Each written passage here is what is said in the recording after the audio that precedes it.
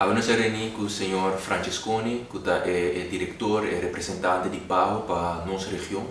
Ela vem junto com o seu time e junto com a Direção Volksgezondheid e profissionalen do nosso ministério e Direção Buitenlandse Betrekkingen nós reunimos com ele. Riba é maneira com a Aruba está bezig te atender a parte de saúde mental. Maneira que conheci, ano passado, 2 anos passados para exato, a PAO assistiu-nos para desenhar a roadmap para a Aruba como nós vamos atender com o aspecto de saúde mental e essa aqui está plano que decorre de 2021 até 2031.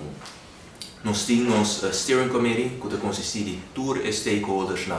de veld, para de forma em nos portar riba diferentes building blocks na maneira legislação, maneira financiamento, maneira desenvolvimento profissional de todo profissional que está trabalhando em veld, mas também para ter em conta que parte de prevenção. Nós podemos dar uma apresentação ampla de todo o passo que a Aruba está tomando, mas pensa que o feedback que nós temos de PAO também está positivo na TAWAC com a execução trabalhando e se comparar essa que tem na nossa região, nada sumamente satisfeito com essa que também.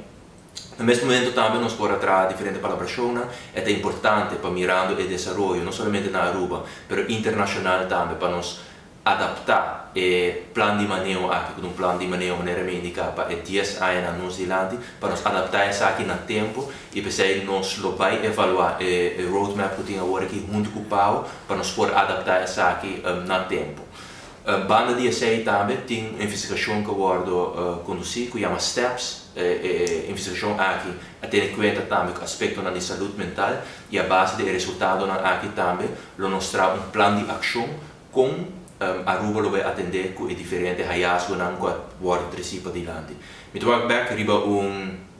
reunião sumamente positiva,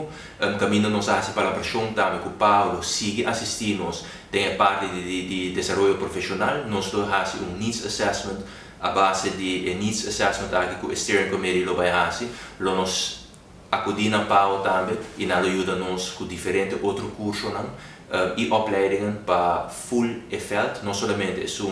que está atender a parte de saúde mental, mas a maneira de conhecer fenômeno aqui está requerir uma atenção multissectoral e precisa de diferentes trainings lo trabalho para o setor de justiça, de social, salubridade pública, mas também em sua ensinança. Maneira minha indicar, nós vamos ver uma reunião sumamente positiva.